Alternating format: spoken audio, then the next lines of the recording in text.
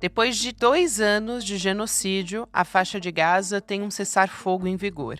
O ataque emblemático foi em outubro de 2023 e, desde então, a região se tornou um símbolo de destruição. Agora, sob mediação dos Estados Unidos, Catar e Turquia, as armas silenciam pela primeira vez em meses. O acordo é um plano de paz com múltiplas etapas. A primeira delas prevê a troca de reféns e prisioneiros. O cessar-fogo também abre caminho para a entrada maciça de ajuda humanitária. A ONU pretende levar 600 caminhões por dia com alimentos, água e remédios. Milhares de deslocados começam a retornar ao norte de Gaza, enquanto soldados israelenses se reposicionam. O número de mortos já passa de 67 mil, segundo as autoridades palestinas, e pelo menos 10 mil pessoas continuam desaparecidas sob os escombros. Gaza é hoje um território devastado, com infraestrutura destruída e serviços essenciais colapsados. Mas o acordo ainda tem pontos em aberto. O desarmamento do Hamas, a retirada total das tropas israelenses e a criação de um governo de transição ainda dependem de negociação. E o principal ponto político, a criação de um Estado palestino, segue sem consenso e sem apoio de Israel. Depois de anos, o mundo vê um acordo que pode ser um primeiro passo para trazer paz, mas também um futuro repleto de incertezas. Segunda-feira, 13 de outubro de 2025.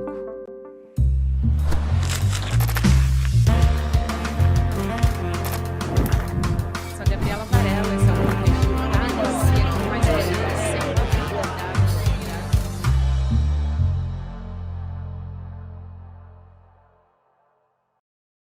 Olá, seja bem-vindo, seja bem-vinda. Eu sou a Gabriela Varela, está começando mais um videocast em detalhes. De segunda a sexta-feira, a gente analisa uma notícia importante do momento. Hoje, o meu convidado, é o professor de Relações Internacionais, Bruno Huberman. Professor, seja muito bem-vindo ao Em Detalhes mais uma vez. Olá, Gabriela, muito obrigado pelo convite. Professor, para o nosso começo de conversa, eu quero perguntar qual é o seu sentimento, a sua percepção diante desse acordo de cessar-fogo e o que o senhor acha que levou o Hamas a aceitar essa primeira fase do acordo com Israel? Foi falta de alternativa? Enfim, como é que você enxerga para a gente começar a nossa conversa? Em primeiro lugar, acho que a sensação é a sensação de todos, que é uma de alívio, né, e de esperança de que esse cessar-fogo venha resultar em algo permanente, né, que não seja como da outra vez, que o cessar-fogo ficou somente na primeira fase e ele foi interrompido e o genocídio retomou em proporções horripilantes, né, chegando em fases muito piores do que inicialmente.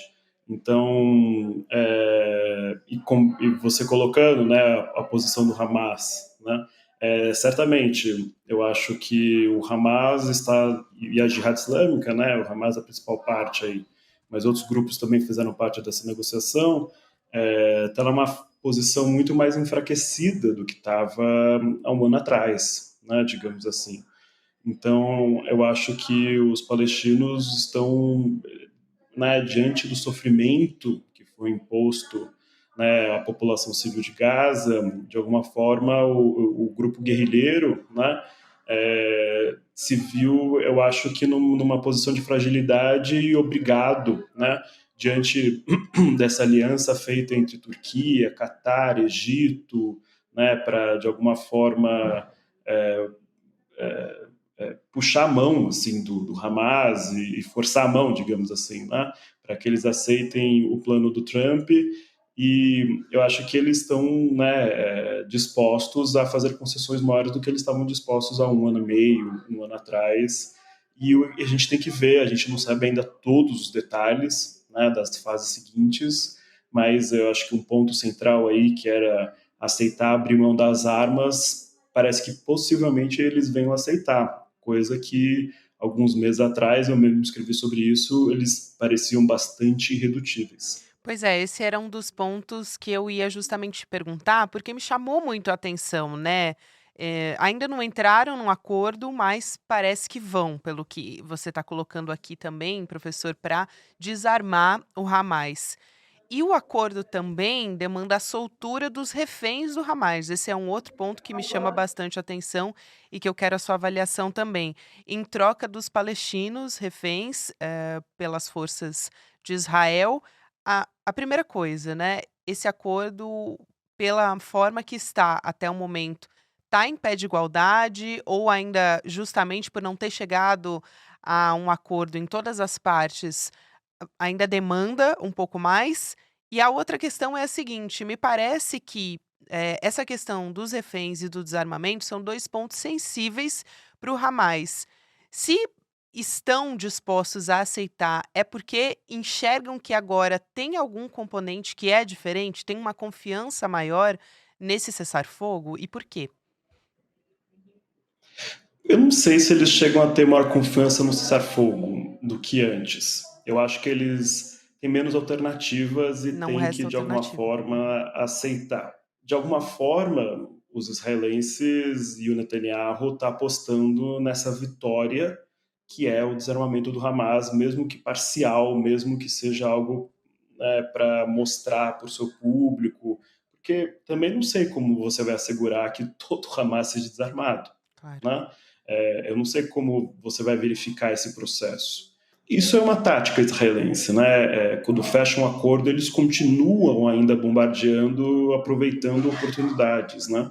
E eu acredito que é o que eles fizeram nas últimas horas, né? Morreram por volta de 100 pessoas nas últimas horas, desde que o acordo foi anunciado até ele ter sido sancionado, e agora ele está sendo colocado em implementação já, parece que as forças israelenses estão recuando, mas eu não duvido que vá acontecer ainda hostilidades, porque é isso. Os israelenses ainda vão estar ocupando, acho que por volta de 60% ou 50 e alguma coisa por cento da faixa de Gaza, né? Ou seja, vai ter um cordão de isolamento aí para acontecer a troca de reféns, mas isso não assegura, né, que os guerrilheiros vão conseguir vir a público, fazer a troca e vão estar em segurança, né, do ponto de vista dos palestinos.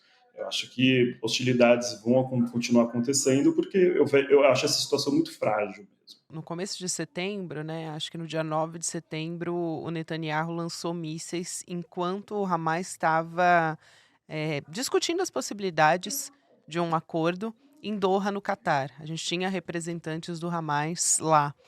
E isso gerou uma comoção internacional também, agentes internacionais e o próprio Donald Trump por o Catar ser aliado, dos Estados Unidos. Isso também, de alguma maneira, impulsionou para que a gente tivesse um plano de paz, em seja lá como ele foi feito, a gente pode, concordar ou não com aspectos desse acordo e particularmente a gente sabe que foi um acordo de baixo para cima, mas, qual é a relação desse acordo, da maneira que ele foi colocado, e desse último bombardeio que a gente teve, desse último ataque de Israel contra o Catar, que foi também um dos países soberanos que Israel atacou ao longo desse processo, né. Então, eu acho que esse ataque realmente acho que pegou muito mal para o Netanyahu, tanto que o Trump fez ele pedir desculpas para o Netanyahu diante de si, dentro do Salão Oval, né, para o Emir do Catar, porque o Catar é um ator muito aliado dos Estados Unidos, um ator fundamental para a política externa dos Estados Unidos na região, um ator com o qual se comprometeu a fazer investimentos nos Estados Unidos, e é o principal mediador dessa questão, tem a maior confiança do Hamas e dos grupos políticos palestinos. Então, eu entendo que essas questões certamente geraram em torno, né, talvez, de criar o momento para que esse cessar-fogo seja construído, mas eu acredito que o principal tenha sido os israelenses perceberem que eles chegaram num estágio, eu acho, de destruição suficiente, né, para, de alguma forma, impedir a continuidade da resistência, né, em Gaza. O principal objetivo é destruir a resistência, a capacidade dos palestinos resistir. Né? Esse é o principal objetivo. Obviamente, Se falou muito, e o Ben-Gvir, o Smotrich, a extremíssima direita israelense, falando sobre reassentar Gaza, construir novas colônias, assim por diante. Isso eu acho que está, de alguma forma, nos planos, mas o principal, os documentos, por exemplo, que foram vazados logo no comecinho do genocídio, indicavam a intenção de você diminuir a população de Gaza a um tamanho administrável, né? Ou seja, diminuir de 2 milhões para 1 milhão, né? 800 mil, não sei se eles têm um número, né, que eles almejassem atingir, mas destruir essa capacidade da resistência continuar incomodando os israelenses. Eu acho que isso que deve ter sido o principal ponto. E o outro ponto importante é a capacidade ainda de restabelecer as relações diplomáticas de Israel no mundo. O Trump disse isso, como o genocídio atrapalhou muito a política tanto dos Estados Unidos como de Israel em várias circunstâncias do mundo, manchou a imagem.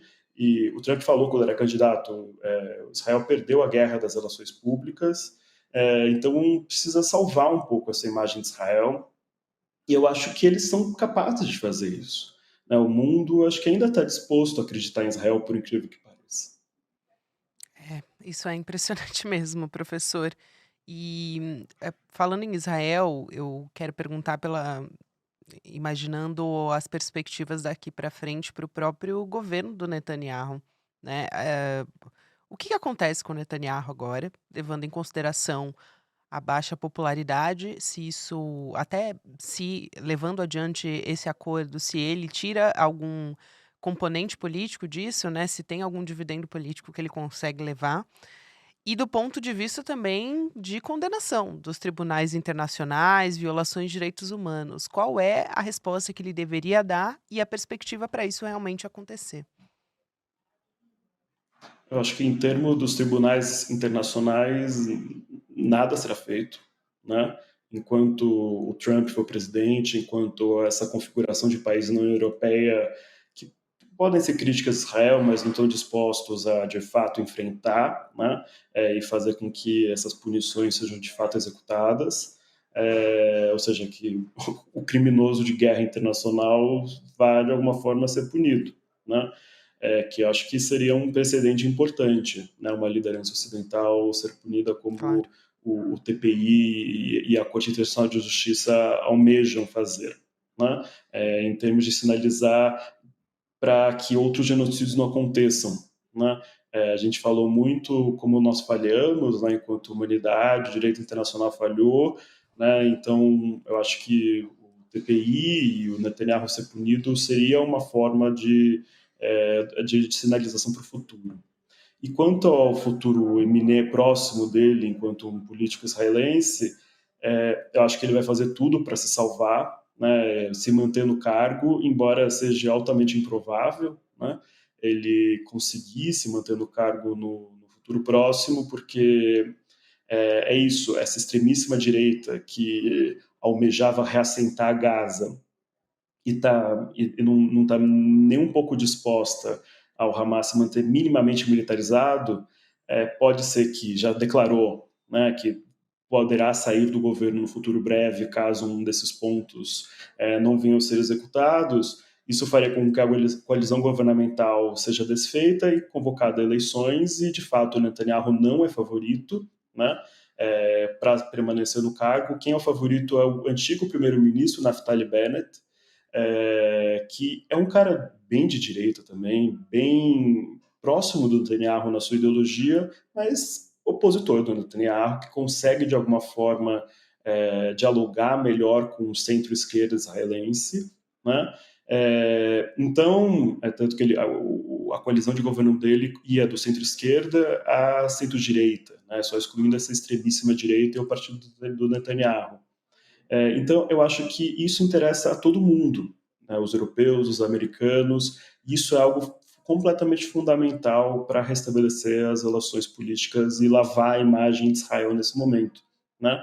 Porque uma parte importante do mundo, da comunidade judaica, do movimento sionista internacional, né, do establishment internacional, vinha dizendo que o problema é Netanyahu, né? Então, eu acho que essa é a solução agora que eles querem colocar, mudar o Netanyahu, né? E alguém que aceite fazer uma reconstrução mínima de Gaza, né? Que aceite jogar um jogo de cena aí que talvez o Netanyahu não esteja disposto, ou que não consiga jogar esse jogo de cena porque ele está amarrado em outras coisas, como corrupção interna, né? E assim por diante, essa aliança com a extremíssima-direita. Então, é necessário um líder um pouquinho mais moderado, não precisa ser muito, um pouquinho mais, para reconfigurar, né, essas relações políticas internas e externas de Israel. E como que fica nessa equação, eu acho que isso é importante também, o reconhecimento do Estado palestino. E falando aqui especificamente de Israel, né? Eu vejo muita gente dizendo que o Hamas não reconhece também a legitimidade, né, do Estado de Israel e que seria, enfim, difícil uma equação que não levasse em consideração, né, o fim desse genocídio, o que muita gente chama de guerra, mas desse genocídio sem o reconhecimento dos 2 estados para coexistir. Então, como é que essa discussão entra nessa equação toda? Eu acho que, de alguma forma, os americanos almejam encaminhar, e o plano do Trump prevê, né, ir para além do cessar-fogo. Hum, Né? Eles falam de fase 2, 3, 4, 5, 6. Né? Por isso que eles estão falando que isso é uma coisa para paz, isso é uma coisa sem precedentes, porque eu acho que esse é o sonho deles mesmo. Né? Tanto que, para as próximas fases de negociação, não se tem muita ciência de quem vai representar os palestinos. pois é. Vai ser o Mahmoud Abbas, que é o presidente da Autoridade Palestina, né? Só que a Autoridade Palestina é muito ilegítima. O Fatah, que é o seu partido, né, muito enfraquecido, né? Então, tá uma dúvida de quem vai representar os palestinos caso o cessar-fogo dê certo, né? Quem vai representar os palestinos? Porque o Hamas tem que estar na mesa, né? O Hamas é um dos principais partidos palestinos para além do seu braço armado. Digamos, né? O Hamas abre mão do seu braço armado. Uma coisa altamente improvável, mas sei lá, né? Vamos fazer esse jogo de hipótese. Você não vai aceitar o Hamas como contrapartida legítima? Né? A gente tem que lembrar que quando os acordos de Oslo são feitos, a Organização pela Libertação da Palestina, né, que ainda existe, que é a direção da Autoridade Palestina, era também considerada uma organização terrorista. Né? Então, pelo Ocidente. Então, essa denominação de terrorismo sempre foi uma forma de marginalizar, hostilizar e negar negociações e tudo mais. Né? E eu entendo que é fundamental, e tomara que isso seja uma oportunidade de você criar uma unidade entre as forças palestinas para que você retome as negociações diplomáticas para a construção de um Estado palestino. Eu acho que isso é fundamental, embora eu seja muito descrente de que isso vai acontecer no futuro próximo, porque eu não vejo condições das sociedades israelense e palestina conseguirem levar essa conclusão. Né? Mas, de alguma forma, eu espero que essa unidade possa ser construída, que o movimento nacional palestino possa ser reunificado e o Hamas, embora tenha sido uma organização que surgiu contra os acordos de Oslo, contra a solução de dois estados, é uma organização que em 2017, na sua nova carta de fundação que eles reescreveram, de alguma forma aceita a solução de dois estados. O Hamas se tornou uma organização muito mais pragmática de uns 10, 15 anos para cá. Né? Essa sua raiz, que era bem extremista, foi sendo diluída a transformações políticas, a sessão de lideranças mais pragmáticas e por causa de derrotas que eles tiveram ao longo desses anos. Então, essa que, enfim, é de alguma forma uma derrota, embora seja obviamente uma vitória, a atenção que a questão palestina voltou a ter nesses últimos 2 anos, que eu acho que isso fazia parte da estratégia deles, levará a uma reorientação, porque tem que entender também que toda a liderança política foi assassinada, então provavelmente está ascendendo aí uma nova liderança política que vai ter uma posição que a gente tem que ainda entender qual será ela, né? Mas eu acho que o Hamas se tornou uma questão muito mais pragmática, a gente tem que entender o Hamas dessa forma, não como extremistas malucos, tal qual os israelenses e os americanos buscam representá-los, mas como uma organização palestina que se vale da resistência armada, que se utiliza do terror como tática em certas ocasiões e que, ao mesmo tempo, é pragmática. Essa era justamente uma questão que eu queria colocar aqui, professor, e acho que em boa medida você já respondeu, que é de qual grupo palestino deve governar Gaza, e isso é o final do processo, né? Depois a gente está pensando nisso a médio, longo prazo. Quem deveria assumir o controle de Gaza no final desse processo? Porque a autoridade palestina, pelo que está previsto até o momento, deveria realizar eleições. E aí incluiria o Hamas nessa história? Porque já disse publicamente na ONU que o Hamas não representa os palestinos. Isso foi dito, inclusive, de uma maneira, foi uma fala que foi feita remotamente, porque o Mahmoud Abbas não tem autorização para estar nos Estados Unidos participando da Assembleia da ONU. Então, isso é importante. E o quanto, a partir dessa fala, né, do líder da autoridade palestina, eu te pergunto também o quanto a autoridade palestina representa os palestinos, de fato. Então, o Mahmoud Abbas é uma liderança muito impopular, né? A autoridade palestina é pouquíssimo democrática, para não dizer profundamente autoritária, né? Eles têm uma força de segurança que serve de instrumento de vigilância do povo palestino que mora na Cisjordânia, e faz cooperação profunda com as forças israelenses, e uma das suas razões de existir é justamente alijar o Hamas e impedir a unificação do movimento nacional palestino, porque isso é parte da estratégia americana e israelense, né? Então, de alguma forma, o Abbas ele continua servindo esse propósito. Isso aí, então, seria muito interessante, de alguma forma, a gente ver uma nova geração de palestinos que possam, de alguma forma, reconstruir esse movimento, né? Mas, de novo, eu acho bastante improvável a gente ver essa unificação, a gente ver alguém sucedendo o Abbas, né? Porque ainda são políticos que se mantêm no poder e estão bem pouco dispostos a abrir mão disso em prol da causa nacional, né? E eu espero, né, que enfim, que sejam palestinos que venham a governar Gaza, né? Eu acho que essas ideias, como colocar o Tony Blair, né, como um governo, são coloniais demais até para os Sim. Estados Unidos, né? Então eu acho que ao cabo isso vai ser bastante improvável que venha a acontecer, né? Os israelenses também não querem governar aquilo ali, porque aquilo ali é um pepino, né? Então, provavelmente, eu acho que vai ser alguém de muita confiança dos países do Golfo, né?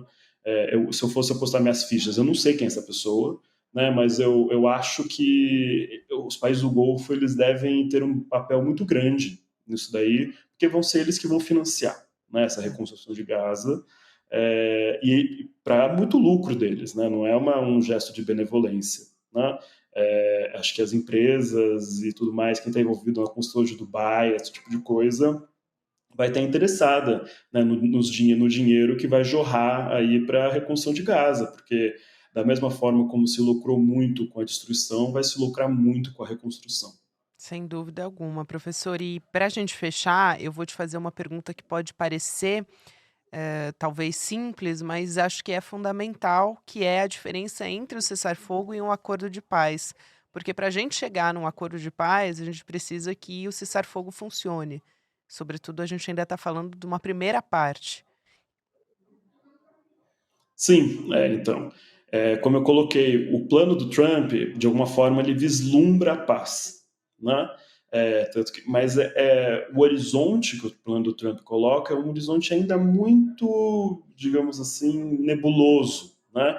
Ele, de alguma forma, prevê um processo que leve a uma negociação de paz. O que significa paz? Você obter uma resolução política para a questão Palestina-Israel, ou seja, vai ser uma solução de um Estado, dois estados, mais estados, vai de fato existir um Estado palestino ou não, vai ser permitido aos palestinos ter uma certa autonomia, mas porque durante todo o processo de paz, durante todas as negociações diplomáticas que aconteceram, os israelenses quase nunca estiveram dispostos a ter um Estado palestino de fato.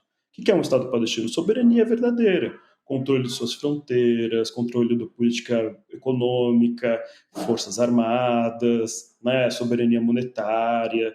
Então, várias dinâmicas do que significaria, né, de ser um Estado sempre foram uma controvérsia muito grande. Tanto que o Yitzhak Rabin, que foi o primeiro-ministro de Israel que fez o Acordo de Oslo, num pronunciamento muito famoso que ele faz em 95, pouco antes de ser assassinado por causa dos Acordos de Oslo por um extremista israelense, ele falou que desejaria que a Palestina fosse menos que um Estado, ou seja, essa ideia de que a Palestina não será um Estado é algo que permeia, né, o pensamento establishment israelense de uma forma muito profunda. Né? E eu acho que isso ainda é dominante da direita à esquerda israelense. Né? Nem o mais à esquerda, talvez, dos políticos israelenses, por exemplo, que é o líder do Partido Democrata, o Yair Golan, não sei se ele estaria disposto a, de fato, desmantelar os assentamentos da Cisjordânia para permitir a construção de um Estado palestino lá. Né? Não há espaço na sociedade israelense para isso. A alternativa é, de alguma forma, talvez permitir um apartheid um pouco mais soft. Né? E a gente sabe, né? Pode ser que o apartheid um pouco mais soft dê certo por 5, 10 anos. Mas daqui 5, 10 anos vai ter novos movimentos de resistência, vai ter novos movimentos guerrilheiros, e a gente vai estar de novo falando de cessar-fogo, de paz. Né? Então, é fundamental que a gente chegue no cessar-fogo agora, que o genocídio, essa etapa do genocídio, de alguma forma, tenha fim. Isso é fundamental para que os palestinos vivam e possam pensar e refletir a respeito do que eles desejam para si mesmos nesse contexto, para o que vai ser o seu futuro. Mas a gente está muito ainda distante de uma paz, mas eu espero que nós estejamos próximos do cessar-fogo. É isso, professor. Obrigada. Eu acho que essa visão muito sóbria sobre o que está acontecendo é fundamental para a gente também ter o pé no chão durante todo esse processo. Muito obrigada e é sempre um prazer conversar contigo. Até a próxima. Eu que agradeço. A gente aqui no ICL, quero deixar um recado para você que está me acompanhando. Lançou na semana passada nosso documentário original que desmistifica algumas questões relacionadas a um suposto milagre econômico do Javier Milei.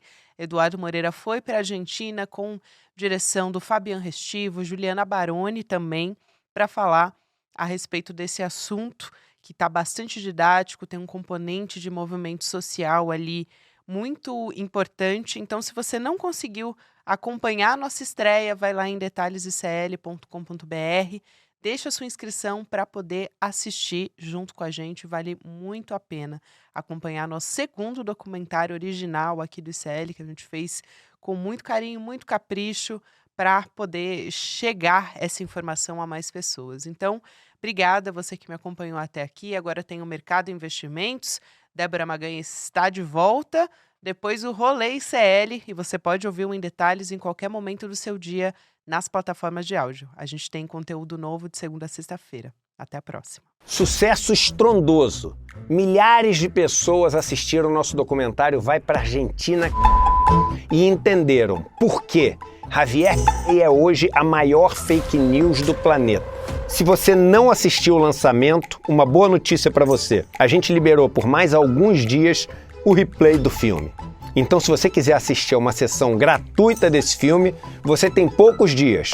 Juntar sua família, seus amigos e assistir. Sugestão minha? Assiste. Você vai ver um mito cair diante dos seus olhos. Bom filme. Todos os dias, as principais notícias do Brasil e do mundo direto no seu WhatsApp. Com informação de qualidade e sem fake news. Escaneie agora o QR Code e entre para o canal do ICL Notícias. Informação que importa onde você estiver.